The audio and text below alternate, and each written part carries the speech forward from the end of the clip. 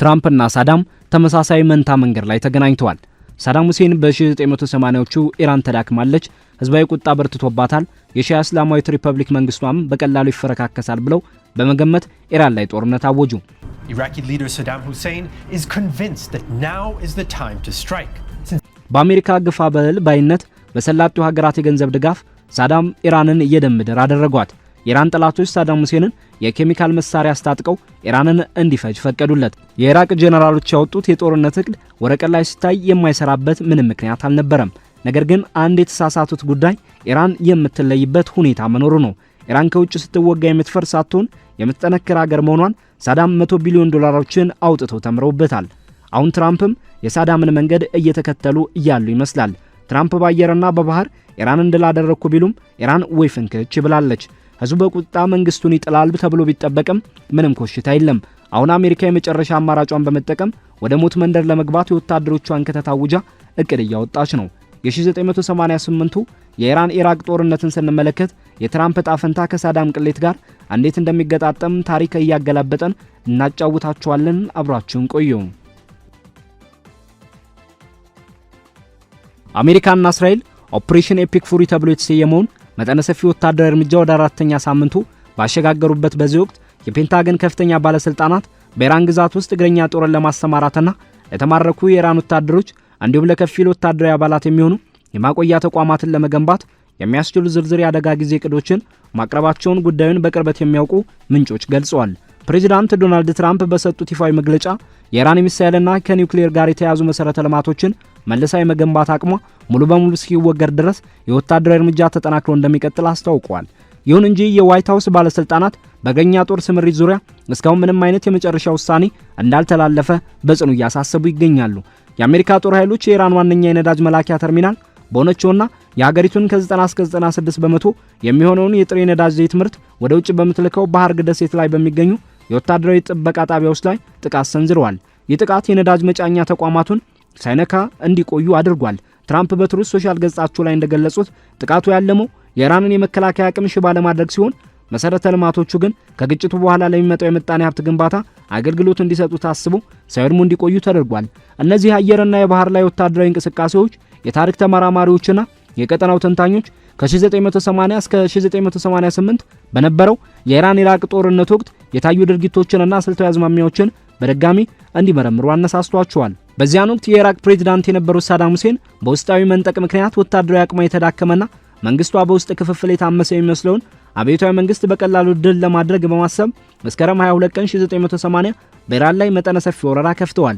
ሆኖም ግን ሳዳም ሁሴን የጠበቁት ፈጣን ድል ሳይሆን ግጭቱ ለ8 ዓመታት የዘለቀ ሲሆን ከ500,000 እስከ 1 ሚሊዮን የሚደርሱ ሰዎች ለህልፈት ተዳርገዋል። ይህም ብቻ ሳይሆን ጦርነቱ ሲያበቃ እስላማዊቷ ሪፐብሊክ ከመነሻው በበለጠ ተጠናክራ እንድትወጣ አድርጓታል። በቅርቡ ይፋ የሆኑ የአሜሪካ የደህንነት ግምገማዎችና እንደ አውሮፓውያን አቆጣጠር በ2003 የተማረኩ የኢራቅ ወታደራዊ መዛግብት እንደሚያመለክቱት ሳዳም ሁሴን ከ1979 በኋላ በኢራን ውስጥ የነበረው ትርምስ ማለትም በመደበኛው ጦር ውስጥ የተካሄደው መጠነ ሰፊ ማጽዳት እርምጃ፣ በሺዎች የሚቆጠሩ የጦር መኮንኖች መቀነስና የጦር መሳሪያዎች ብልሽት የኢራቅ ጦር በነዳጅ የበለጸገውን የኩዌስቲያን ግዛትና የሻጥ አልአረቢ ውሃ መስመርን ያለምንም ከባድ መከላከል እንዲቆጣጠር ያስችሏል ብለው አስልተው ነበር። የኢራቅ ወታደሮች በሳምንታት ውስጥ እስከ 80 ኪሎ ሜትር ወደ ኢራን ግዛት ዘልቀው በመግባት የኮራምሻሪ ወደብ ከተማን ተቆጣጥረዋል። ይህች ከተማ በከባድ የከተማ ውጊያ ምክንያት የደም ከተማ የሚል ቅጽል ስም የተሰጣት ሲሆን በዚያ ውጊያ ብቻ በሁለቱም ወገኖች በኩል በድምሩ 7000 የሚሆኑ ሰዎች ህይወታቸውን አጥተዋል። መጀመሪያ ላይ ተዘበራረቀ የነበረው የኢራን መከላከያ በመደበኛ ጦር ትርፍ ክፍሎች አዲስ በተቋቋመው የእስላማዊ አብዮት ጥበቃ ኃይልና በባሲጅ በጎ ፈቃደኛ ሚሊሻዎች ጥምረት አማካኝነት እየጠነከረ መጥቷል። እንደ ኩራምሻር፣ አባዳንና ሐፋዝ ባሉ ከተሞች የሚገኙ ሲቪሎች ጭምር በጎዳና ላይ ውጊያዎች ሳይቀር ተሳትፈዋል። በጥቅምት 1980 የኢራቅ ጥቃት መገታት ጀምሯል።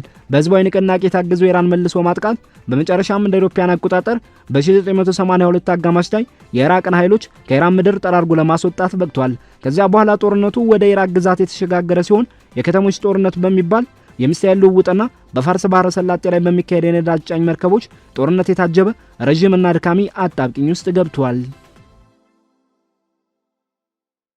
በዚህ ግጭት የደረሰው የሰዎች ጉዳት ትክክለኛ አሃዝ አሁንም አከራካሪ ቢሆንም መረጃዎች ከ500,000 እስከ 1 ሚሊዮን የሚደርሱ ወታደራዊና ሲቪል ሰዎች መሞታቸውን ይገልጻሉ።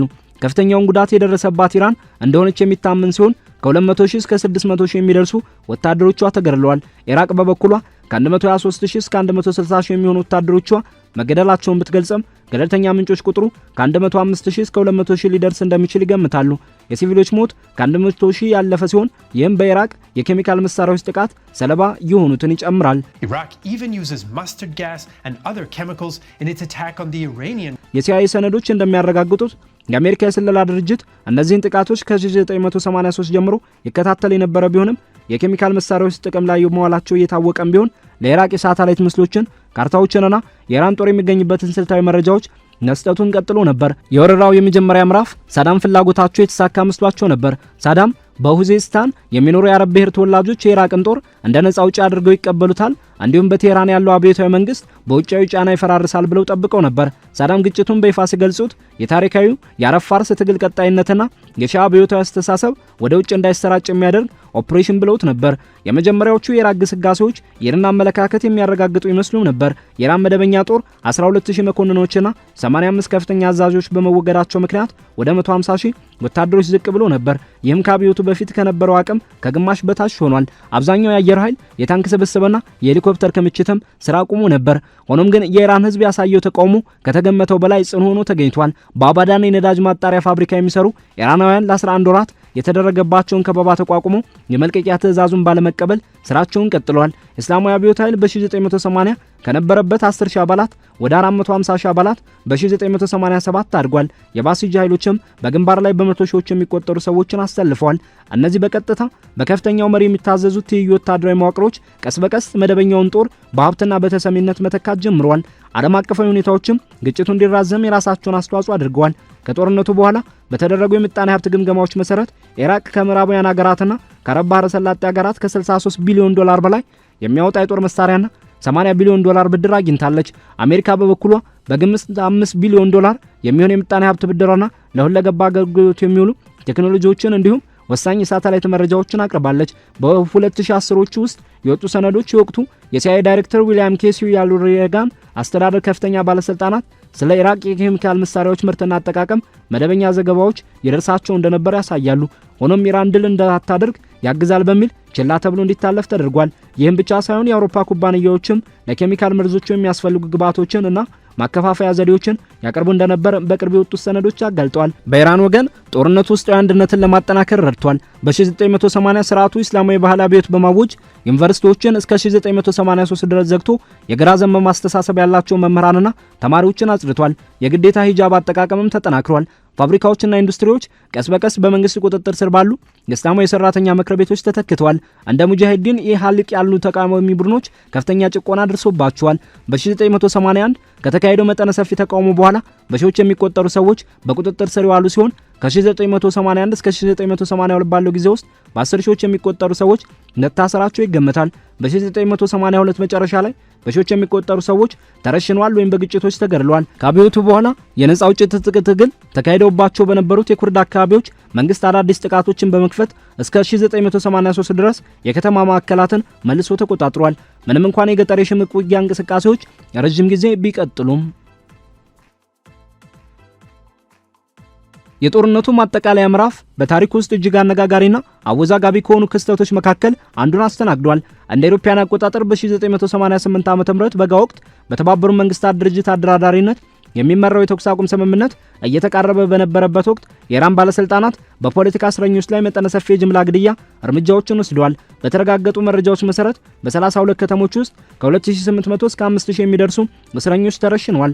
የተቃዋሚ ቡድኖችና አንዳንድ ከግድያው የተረፉ ሰዎች እንደሚሉት ከሆነ ደግሞ የሟቾች ቁጥር እስከ 30,000 ሊደርስ ይችላል። እነዚህ እስረኞች በዋነኝነት የሙጃሂዲን ኢህአልቅ እና የግራ ዘመም ድርጅቶች አባላት የነበሩ ሲሆን የሞት ኮሚሽኖች ተብለው በሚጠሩና 3 አባላት ባሏቸው አካላት ጥልቅ ምርመራ ይደረግባቸው ነበር።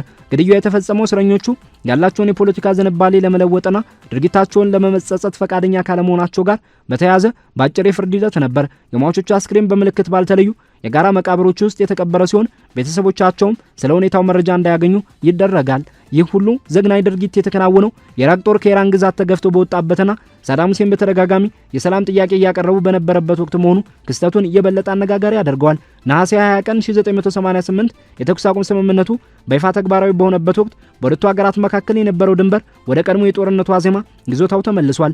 በጦርነቱ ወቅት በግዛት ረገድ የተገኘ ዘላቂ ድል አልነበረም። በሁለቱም ወገኖች ላይ የደረሰው የምጣኔ ሀብት ኪሳራ በመቶ ቢሊዮኖች የሚቆጠር ዶላር እንደነበር ይገመታል። ይሁን እንጂ በኢራን ውስጥ ግጭቱ ይበልጥ የጠነከረ የመንግስት መዋቅር እንዲፈጠር ምክንያት ሆኗል። በጦርነቱ ሰዓት ውስጥ የተፈተኑት የእስላማዊ አብዮት ኃይልና የባሲጅ ሚሊሻዎች የስርዓቱ የስልጣን መሰረትና ዋነኛ ምሰሶዎችም ሆነዋል። የውጭ ወረራን የመመከት ትርክት የመሪዎቹን ተቀባይነት ከማጠናከሩም በላይ የሀገሪቱን ብሔራዊ ህልውና ከምዕራባውያን ተጽዕኖ ነጻ ከሆኑ የእስላማዊት ሪፐብሊክ ነጻነት ጋር አስተሳስሮታል። ከጦርነቱ በኋላ የተፈጸሙት የእስረኞች የጅምላ ግድያዎች ደግሞ የተደራጁ የውስጥ ተቃውሞዎችን ሙሉ በሙሉ ለማጥፋት ረድተዋል። ከውጭ የመጣው ስጋት አብዮታዊ መንግስት የውስጥ መዋቅሩን ለማጠናከርና ህዝቡን ለማንቀሳቀስ የሚያስችለውን በቂ ምክንያት ሰጥቶታል። ይህ ስጋት ባይኖር ኖሮ የውስጥ ስልጣን ሽኩቻውና ተቃውሞ የከፋ ሊሆን ይችል እንደነበር ይገመታል። በአሁኑ ወቅት እየተካሄደ ባለው ወታደራዊ ዘመቻ የአሜሪካ የቅድ ሰነዶችና መግለጫዎች ከ1980ዎቹ ስልታዊ ግምቶች ጋር በርካታ የታሪክ መመሳሰሎችን እያሳዩ ይገኛሉ። የሲቢኤስ ኒውስና የኢየሩሳሌም ፖስት እንደዘገቡት የፔንታገን የእግረኛ ጦር ዝግጅትና የእስረኞች ማቆያ መሰረተ ልማት ግንባታ በግዛት ወረራ ወቅት የኢራን መደበኛ ጦር ወይም የጥበቃ ኃይል አባላት በብዛት ሊማረኩ እንደሚችሉ ታሳቢ ያደረገ ነው። ፕሬዚዳንት ትራምፕ ለሲኤንቢሲ በሰጡት መግለጫ ዘመቻው ረዘም ላለ ጊዜ መቀጠሉ ኢራን ያላትን አቅም ቢያንስ ለ10 ዓመታት ወይም ከዚያ በላይ መለሳ እንዳትገነባ እንደሚያደርጋት አጽንኦት ሰጥተው ተናግረዋል። ይህ ዓላማም ኢራን ለጊዜው ማዳከም ሳይሆን ዳግም እንዳታገግም አድርጎ መምታት እንደሆነ ተገልጿል። በሀርግ ደሴት ላይ የተሰነዘረው ጥቃትም የነዳጅ ማደያ ተቋማቱን ሳይነካ የመከላከያ ቦታዎችን ብቻ ኢላማ ያደረገ ነበር። አሜሪካ ወደፊት ደሴቲቱን ልትቆጣጠር እንደምትችል ወይም ተቋማቱ ከጥፋት ተርፈው ከጦርነት በኋላ ለሚኖረው የምጣኔ ሀብት ማገገሚያ አገልግሎት እንዲሰጡ ለማድረግ የታለመ ዝግጅት እንደሆነ ተመልክቷል። የኢራን ምላሽ ደግሞ የሚሳኤልና የድሮን ጥቃቶችን በውክልና የሚዋጉ ኃይሎችን ማንቀሳቀስና በወታደራዊ ጥበቃ ስር ያለውን የነዳጅ መሰረተ ልማት ስራ ማስቀጠልን ያካተተ ነው። ይህም በ1980ዎቹ ከታየው ህዝባዊና ወታደራዊ ንቅናቄ ጋር ተመሳሳይነት አለው። የኢራን የውጭ ንግድ ዋነኛ መተላለፊያ የሆነችው የሀርግ ደሴት ሚና ከአራት አስርተ ዓመታት በፊት የአባዳንና የኡዜስታን ማጣሪያዎች የነበራቸውን ስልታዊ አስፈላጊነት ያስታውሳል። የኢራን ባለስልጣናት ጥቃቶች እየተፈጸሙ ቢሆን የማጣሪያዎቹ ምርትና የኤክስፖርት መስመሮችን በስራ ላይ ማቆየታቸው ቀደም ሲል በነበረው ከበባ ወቅት የነዳጅ ሰራተኞች ተቋማቱን አንለቅም በማለት ያሳዩትን ጽናት የሚያንጸባርቅ ነው። ከ1980ዎቹ ጀምሮ ይፋ የተደረጉ መረጃዎችና የወቅቱ ወታደራዊ ግምገማዎች አንድን ተደጋጋሚ እውነት ያሳያሉ። ይህም ጥልቅ ማህበራዊ መሰረት ባለውና በአይዲዮሎጂ በሚመራ መንግስት ላይ የሚደረግ የውጭ ወታደራዊ ጫና መንግስቱን ከመበታተን ይልቅ የውስጥ አንድነቱ እንዲጠናከር ሊያደርገው ይችላል። በኋላ ይፋ የተደረጉ የኢራቅ የስለላ ሰነዶች እንደሚያሳዩት ሳዳም ሁሴን አብዮታዊ ሚሊሻዎች ለረጅም ጊዜ መከላከል አቅም ይኖራቸዋል ብለው አልገመቱም ነበር። የአሁኑ የአሜሪካ ቅድም ምንም እንኳን ከቀድሞ የባህረ ሰላጤው ጦርነቶች ትምህርት የቀሰመ ቢሆንም አሁንም እጅግ የዘመነ ሚሳኤል ኃይል በ1980ዎቹ ማዕቀብና ጥቃት ምክንያት የዳበረ የድሮን ቴክኖሎጂና ሰፊ የቀጠናው አጋሮች መረብ ያላትን ኢራንን የሚጋፈጥ ነው። የ1988ቱ የተኩስ አቁም ስምምነት ንቁ ጦርነቱን ቢያቆምም ለግጭቱ መነሻ የሆኑትን መሰረታዊ ቅሬታዎች አልፈታም ነበር። ኢራቅ ከጦርነቱ በኋላ በከፍተኛ ዕዳ የተዘፈቀች ሲሆን በ1990 ኩዌትን የወረረችውም በከፊል ከዚህ የምጣኔ ሀብት ቀውስ ለማገገም ነበር። ኢራን በበኩሏ ወረራውን ከተቋቋመች በኋላ ሀብቷን ዛሬም ድረስ ለስትራቴጂዋ ወሳኝ የሆኑን የውክልና ኃይሎች መረብና የሚሳኤል ልማት አዙራለች። የታሪክ ተመራማሪዎች እንደሚሉት በ1980 የተካሄደው ወረራ የአብዮታዊ መንግስት ድክመት ለመጠቀም የታለመ ቢሆንም በተቃራኒው ግን እስላማዊቷ ሪፐብሊክ ለግማሽ ምዕተ ዓመት የዘለቀውን የስልጣን መዋቅር እንድታጠናክር የሚያስችላትን የውጭ ጠላት በገጸ በረከትነት አበርክቶላታል። የፒክ ፉሪ ዘመቻ በቀጠለበትና ተጨማሪ የአሜሪካ የባህር ኃይል አባላት ወደ ቀጠናው እየተመሙ ባሉበት በዚህ ወቅት ከ1980 እስከ 1988 የነበረው የታሪክ ሂደት ለወደፊቱ ትልቅ ትምህርት የሚሰጥ ነው። መጀመሪያ ላይ የሚታዩ ስኬቶች በመቀጠል የሚመጣ ረጅም የመከላከል ትግል፣ በውጭ ስጋት ምክንያት የሚፈጠር የውስጥ መዋቅር ጥንካሬ እና የረጅም ጊዜ ስልታዊ መካረር የዚያ ጦርነት መገለጫዎች ነበሩ። መጠነ ሰፊው የህዝብ ንቅናቄ የነዳጅ መሰረተ ልማት እንደ ኢላማና እንደ መዳኛ መስመር የሚያገለግልበት ሁኔታ እንዲሁም በመደበኛ ወታደራዊ እርምጃና በውስጥ ፖለቲካዊ ጭቆና መካከል ያለው ትስስር በሁለቱም ዘመናት የታዩ ድርጊቶች ናቸው። ወደ እግረኛ ጦርነት ሊያመራ የሚችል ማንኛውም አይነት መካረር ወይም በነዳጅ መላኪያ ተርሚናሎች ላይ የሚደረግ ቀጣይነት ያለው ጫና በእነዚህ የታሪክ አሻራዎች ሚዛን የሚመዘን ይሆናል። የቀድሞውን ጦርነት ከዓመታት ለአስጨራሽ ፍልሚያ በኋላ በተባበሩት መንግስታት ድርጅት አማካኝነት የተደረገ የተኩስ አቁም ስምምነት ሊገታው ችሏል። በ2026 የሚታየው ክስተትም ወደ ተመሳሳይ ታሪክ አዙሪት ያመራል ወይስ የተለየ ውጤት ያስመዘግባል የሚለው ጉዳይ በጦር ሜዳውና በዲፕሎማሲያዊ መስመር በሚከናወኑ ኩነቶች የሚወሰን ይሆናል።